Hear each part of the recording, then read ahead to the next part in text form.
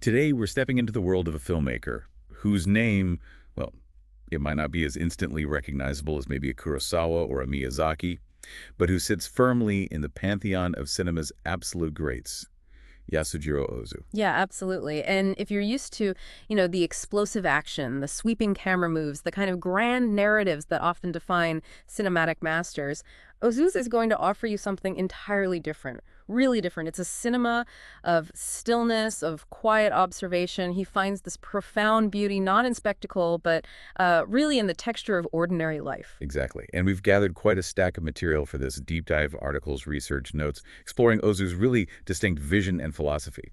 Our mission today, to truly understand how his, well, revolutionary approach actually works, to figure out why these incredibly quiet films resonate so deeply, and, uncover what makes them feel so surprisingly relevant to our lives today. So yeah, prepare to have your expectations of what cinema can be gently but fundamentally reshaped. Definitely. Yasushiro Ozu lived from 1903 to 1963, and his career was spent entirely within Japan's Shochiku studios. He really pioneered what's considered perhaps the most distinctively Japanese form of cinema. Think about his contemporary Akira Kurosawa, known for those dynamic, kind of Western-influenced epics. Ozu chose a totally different path, a path towards stillness, towards domesticity, and introspection.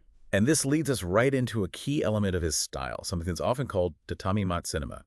What exactly are we talking about here? Well, this refers to his signature low camera perspective. The camera is often placed at the eye level of someone sitting on a traditional Japanese tatami mat. It's much lower than standard film angles we're used to. And this isn't just an aesthetic choice tied to Japanese architecture, though it certainly relates to that. It's been described as almost a philosophical position, sort of a statement about how we should observe life not from above looking down, but grounded, humble, kind of within the space itself. So the camera is literally almost sitting on the floor sometimes. Very often, yes. Or very close to it.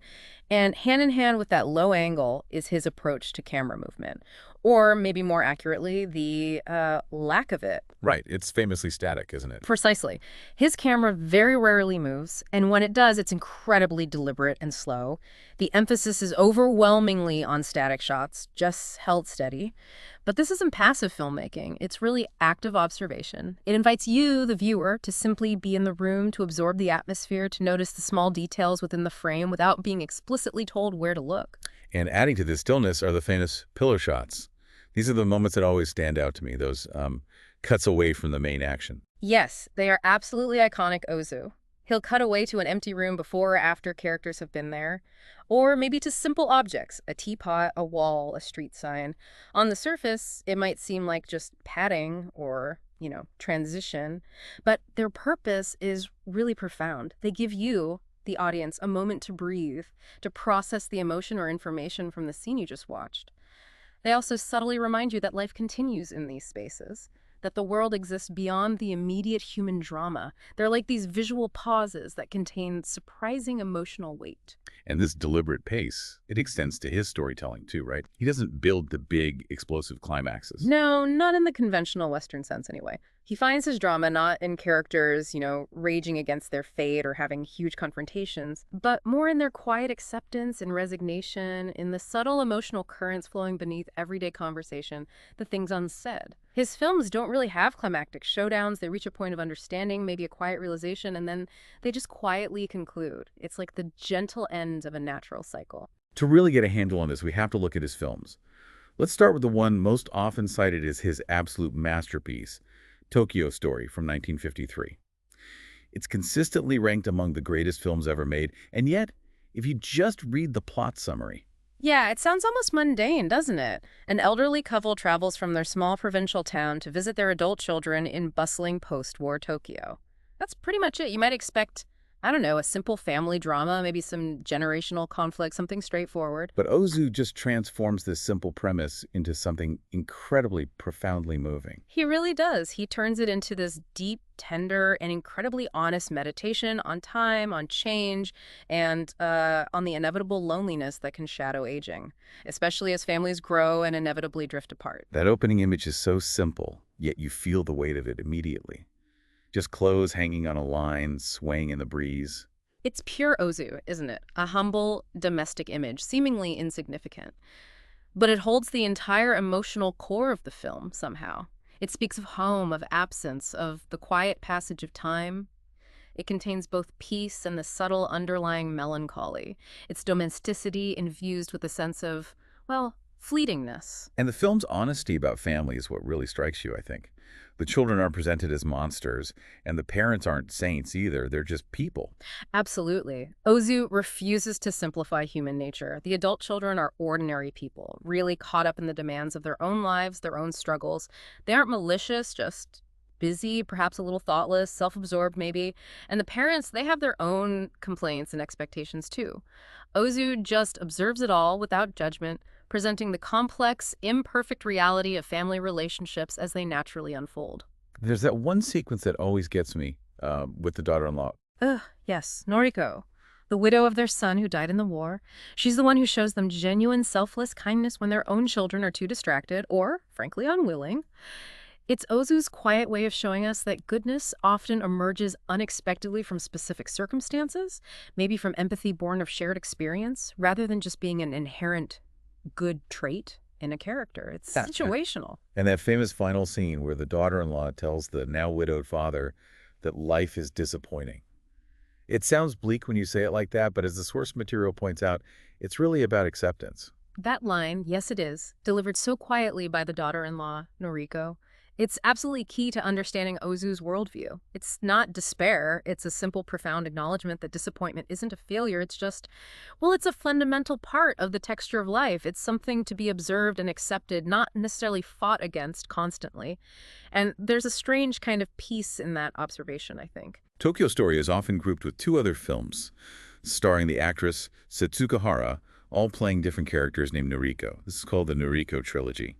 What connects them besides the actress? Well, they collectively explore Japanese family life and the really profound shifts happening in the post-war era, particularly the changing roles and expectations for women. Okay, let's look at Late Spring from 1949, the first one in the trilogy. Right. This film centers on a 27-year-old daughter, Noriko, again, living quite contentedly with her widowed father. The central conflict is mostly external pressure, the societal expectation, the family pressure that she should marry and leave him. It's a quiet premise, but Ozu uses it to unpack these universal tensions. Duty versus personal desire, the cost of independence, and the bittersweet nature of letting go for both parent and child. And he gives such equal weight to both your perspectives, doesn't he? He really does. He presents the father's quiet fear of loneliness alongside his genuine desire for his daughter's future happiness. And he shows the daughter's deep affection and sense of duty towards her father, balanced against her own unspoken desires and, societal expectations. Their mutual consideration, their love for each other actually creates this truly poignant, almost impossible situation. Any choice involves a real sacrifice. And the resolution. It's just one simple image, but wow, it carries so much weight. Yes. After she finally marries and leaves, we see the father alone in his home, just peeling an apple. It's not dramatic crying or grand pronouncements, just a simple domestic act. But it's loaded with meaning, showing his quiet adaptation to this new reality, the irreversible change, the palpable space she's left behind. It's the visual embodiment of that awareness of things passing. Then there's Early Summer from 1951, the next one. Here, the Noriko character is a bit older, living within a bustling extended family and facing even more overt pressure to marry. This film is just a rich tapestry, really showing the texture of multi-generational post-war life, where decisions were often made collectively by the family unit. And you really see the cracks starting to form in those traditional structures in this one. Exactly. The film captures that precise moment where individual desire starts to clash more openly with family duty in new ways. And Ozu observes this gradual dissolution without nostalgia or condemnation.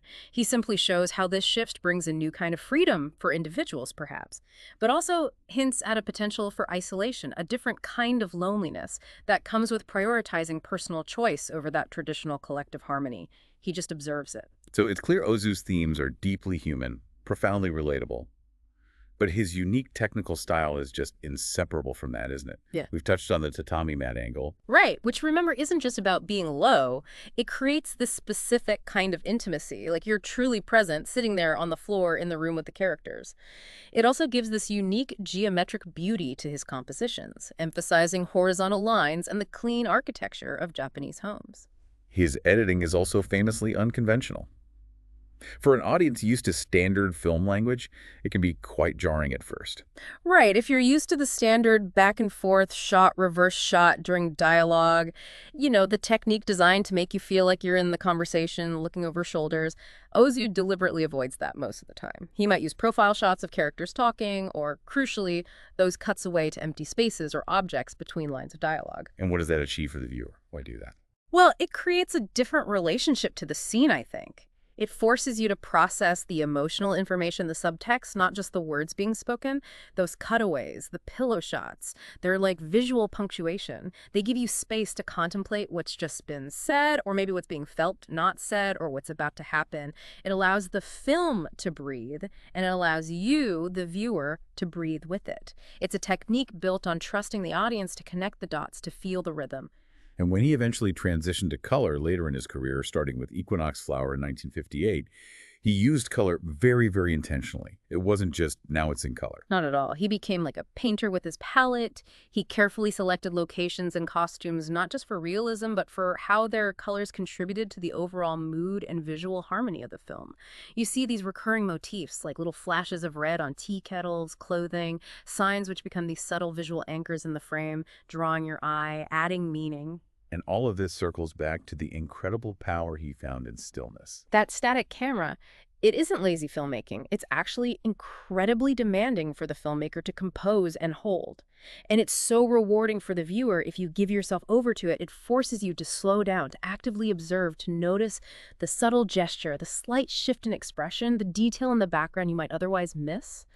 In our, fast-paced, constantly stimulated world, Ozu's stillness offers something profoundly radical.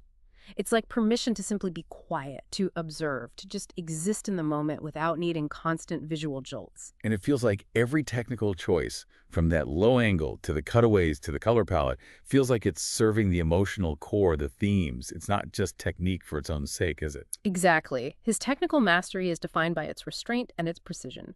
He ensures that form and content are just perfectly, seamlessly intertwined. Nothing feels extraneous. Okay, to really grasp Ozu, we absolutely have to talk about a concept that's pretty foundational to understanding his work. Mono no aware. Ah, yes. Mono no aware. It's a beautiful and complex Japanese aesthetic concept. It's often translated as something like the pathos of things, or maybe a bittersweet awareness of the impermanence of all things. It's not just sadness about loss, though that's part of it. It's also an appreciation that the transient, fleeting nature of life actually enhances its beauty. The fact that something won't last forever makes its present existence more precious, more poignant. And you just see this philosophy woven into almost every aspect of his films, don't you? Constantly. It's in the changing seasons he so often depicts. It's in the natural cycle of children growing up and inevitably leaving home. It's even in the background hum of Japan's rapid modernization, which meant old ways were constantly giving way to new things. And rather than depicting characters railing against these changes, fighting them, Ozu usually shows them accepting them, quietly, as part of life's natural, often bittersweet rhythm. This brings up an important point, though. Huh? Does this focus on acceptance mean Uzu's characters are just passive? That they just let things happen to them? Not at all. No, this is where the nuance is really key. Ozu's characters absolutely have desires, they make choices, they feel disappointment very keenly, but they operate within an understanding, maybe an implicit one, of human limitations. It's not about giving up, it's more like an active form of wisdom, recognizing the boundary between what you can maybe influence or change, like your own response, your actions within a situation, and what you simply cannot change, like time passing, other people's independent choices, the fundamental nature of impermanence. Ozu finds a quiet strength, even a kind of beauty, in navigating within those limits rather than constantly fighting against them. And he applied this philosophy to his own work process, too, didn't he? This idea of refinement over constant change. He famously worked with the same core cast like Chishiryu, Setsuko and the same crew for decades, returning to similar themes, similar family situations, again and again. And this wasn't a lack of creativity, it was a dedication to refining his approach, deepening his exploration of these core human experiences. It's this idea of finding profound depth through repetition, through subtle variation, not just seeking constant novelty. We really need to place Ozu's career within the historical sweep of 20th century Japan as well. He filmed through incredible transformation, didn't he? Absolutely. I mean, from the early days of rapid modernization in the 1920s and 30s through the whole militaristic era, the devastation of World War II, and then right into the huge social and economic shifts of post-war reconstruction in the 50s and early 60s, his career spanned a massive change. His post-war films, especially things like Tokyo Story and the Noriko trilogy, they really feel like they captured a society grappling with this profound change. Oh, they are invaluable documents of that time. Traditional family structures, which had been the bedrock of Japanese society for centuries, were under immense pressure. Pressure from economic necessity, changing gender roles, increasing Western influence. Extended families were breaking apart as people migrated to the cities for work. And he documented this upheaval, but without sentimentality or taking sides, really. He wasn't just saying the old ways were inherently better or that the new ways were inherently worse. No, he maintained this incredibly balanced perspective. He acknowledged the very real sense of loss, the security and communal strength that maybe came with traditional family life. But he also saw what was potentially gained greater individual freedom, new opportunities, particularly for women. His films capture both the bittersweet farewell to the past and the uncertain embrace of the future. And this balanced view must have really spoken to audiences living through those exact changes at the time. Oh, undoubtedly. It deeply resonated. They saw their own struggles reflected on screen, the difficulty of maintaining connection across distances, the effort to balance tradition with modernity, that complex, bittersweet feeling of progress, where something is gained, but something else is inevitably lost. Which brings us, I think, to the universal appeal. How does a filmmaker so deeply rooted in a specific time and place, the Japanese context, speak so powerfully to audiences worldwide, even decades later? Because while the cultural specifics are Japanese, the underlying human experiences Ozu explores are just universal. The pain, maybe, of watching your parents age, the quiet misunderstandings between generations, the struggle between personal ambition and family expectation, the accumulation of small disappointments that subtly shape a life. These are fundamental to the human condition, regardless of where or when you live. And he seemed to understand something fundamental about the power of film itself, didn't he? About what cinema could do. Yeah, I think he understood that its greatest strength might not always be in creating larger-than-life spectacle, but rather in its unique ability to capture and preserve the texture, the emotional truth of fleeting moments of ordinary human experience. His films feel like memory, in a way, not focusing solely on the dramatic plot points, but on the resonant collection of small moments, gestures, glances, silences that truly constitute a life. And you can definitely see his influence on contemporary directors who embrace a more contemplative, observational approach. Absolutely. Filmmakers like Abbas Kiarostami in Iran, Siming Lang in Taiwan, Kelly Reichardt in the US, they learn from Ozu, I think, that cinema doesn't always need to be kinetic or overtly dramatic to be powerful. It can be observational, quiet, trusting the audience to find meaning in watching life simply unfold, revealing profound truths in very subtle ways. Let's talk a bit more about his lasting legacy, particularly the technical side, and maybe touch on what's sometimes called the Ozu paradox. Okay. Well, his approach to editing is definitely a major legacy. By largely rejecting the standard reverse shot and embracing those pauses, those pillow shots, those cutaways, he offered a completely different rhythm for cinema. He showed filmmakers that holding a shot, letting moments breathe, and really trusting the audience's intelligence could be incredibly powerful, especially for conveying unspoken emotional information. His framing is also very distinctive, isn't it? Not just the low angle. Yeah, placing characters often off-center, using doorways, windows, shoji screens, other architectural elements to frame them within the larger shot, creating these layered compositions that feel both naturalistic, like you're just looking into a room, but also highly controlled, highly composed. It guides your eye beautifully within the static frame. And his sound design. We mentioned color, but sound is important too. It's crucial, especially in his later color films. The carefully rendered ambient sounds you hear, distant trains, the wind through trees, the quiet clinking noises of domestic life. It all creates this incredible sense of lived-in reality. And his use of traditional music, it isn't manipulative. It sets a mood, enhances a feeling without forcing emotion onto you. And of course, the deliberate power of silence is key in Ozu. What isn't said is often just as meaningful, if not more so, than what is. And this leads us to this idea of the paradox, right? How he Mhm. achieves something new by seeming to stick to the old. Yes, exactly. The Ozu paradox. He achieved truly radical innovation through what looked like conservatism, or maybe just extreme refinement, by constantly refining his approach, by returning to the same themes and techniques, often with the same team. He wasn't being repetitive in a negative sense. He was deepening his understanding and pushing the boundaries of cinematic form in these profoundly quiet, subtle ways. His static camera, his focus on elderly characters, finding drama and acceptance. These were, in their time, quite radical choices precisely because they went against the dominant trends of more dynamic filmmaking. And this paradox kind of reflects the tension within Japanese culture itself, doesn't it? Yeah. That balancing act between tradition and modernity, between individual needs and social harmony. Precisely. His films find this quiet beauty in navigating that very tension. And unlike, say, many Western narrative structures that often build relentlessly towards a point of maximum conflict and then release, Ozu's films have a structure that feels more like breathing.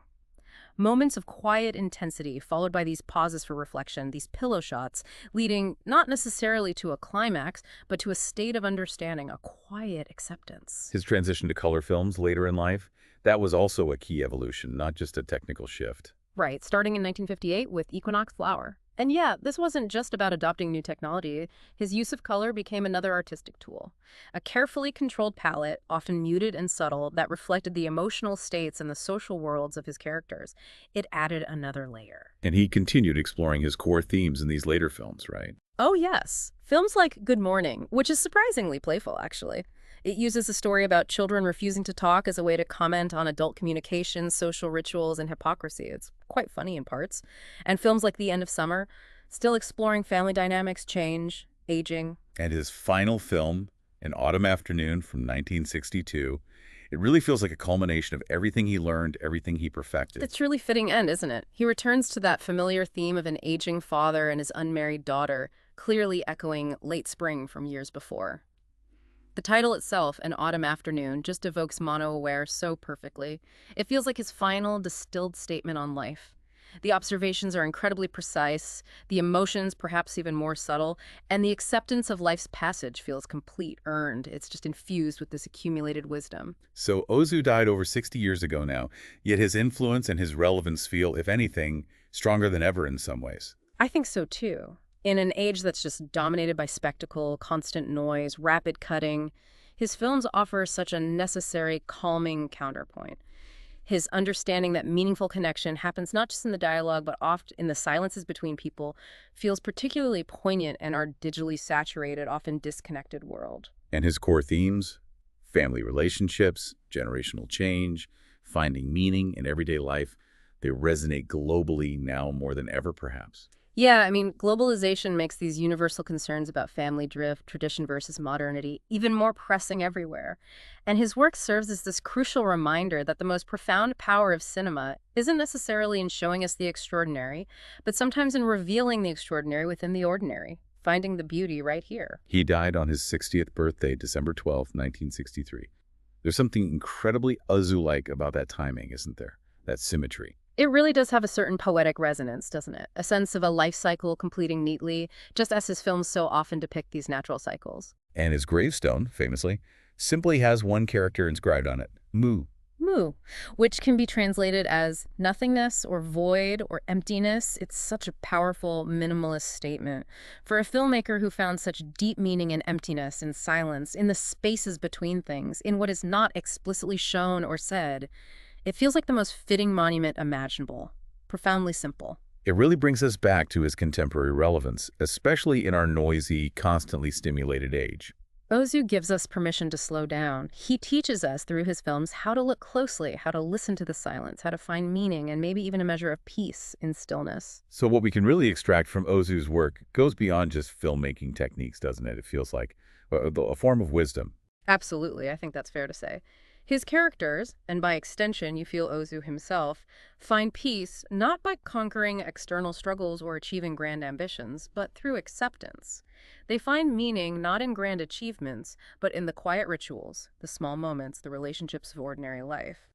And it's not a passive resignation, it's more an understanding that wisdom comes from how you respond to circumstances, from navigating the world within your limitations, rather than constantly trying to control everything outside yourself.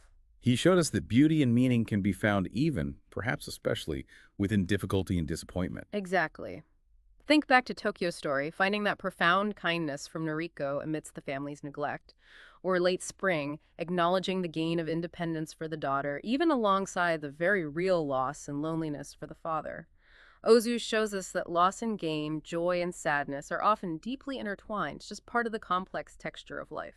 And this perspective really stands in stark contrast to a lot of modern thinking, which often treats any limitation or disappointment as a kind of problem that must be fixed or eliminated immediately. Ozu suggests that maybe acceptance isn't a defeat, but actually a path to deeper understanding, a more genuine connection to the reality of being human, and perhaps ultimately a truer form of peace. And that idea you mentioned earlier of him returning to the same themes again and again, the eternal return in his work, it wasn't stagnation at all. No, it was like a lifelong meditation. By returning to these core human experiences, parents and children, marriage, aging, loneliness, acceptance, he wasn't just repeating himself, he was deepening his understanding, refining his observations, showing us that depth can be far more valuable, far more revealing than constant superficial novelty or breadth.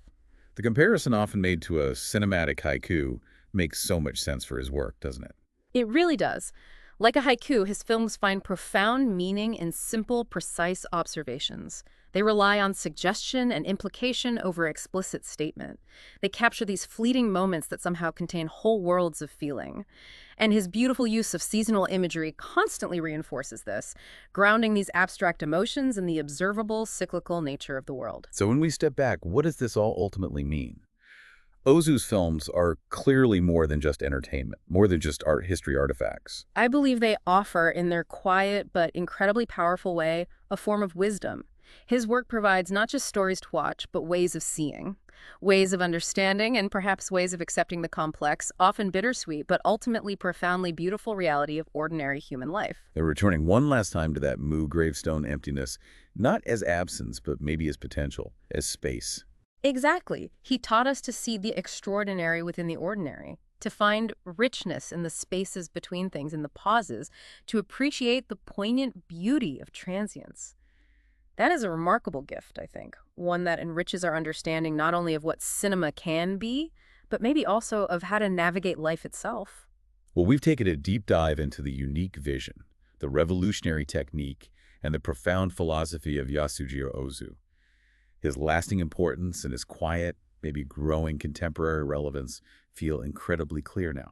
Yeah, his films really offer this gentle invitation, don't they? An invitation to slow down, to look closer, and to find the quiet revelations hidden right there in plain sight. And drawing from the source material, there's a final thought from Ozu's philosophy we'd like to leave you with, something maybe just to sit with for a while. Ozu apparently believed that wisdom comes not from having experiences, but from truly understanding the experiences we've already had. Hmm. So, maybe think about this. What experiences in your own life have you found a deeper understanding of by slowing down, stepping back, and truly reflecting on them? Ozu's films are thankfully widely available now through streaming services, Blu-rays, and we truly encourage you to seek them out and experience their quiet, unique wisdom for yourself. It's worth the time. Until next time, thank you for joining us for this deep dive.